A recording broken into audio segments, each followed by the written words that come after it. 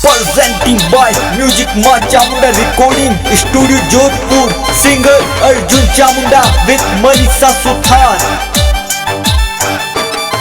अरे रक्षा बंधन रे माहे बेना बिरु सर राखड़ी लावे जी।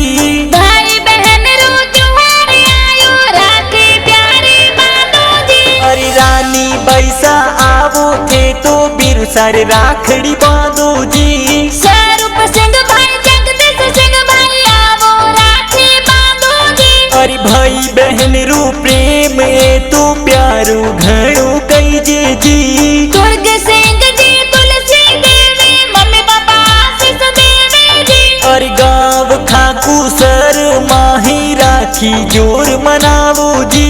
अर्जुन सिंह चामुंडा विथ मानेसा सुथार गाना गावे जी। अरे माँ चामुंडा रिकॉर्डिंग स्टूडियो जोधपुर में गाना बाजे जी। जोधपुर में गाना बाजे जी।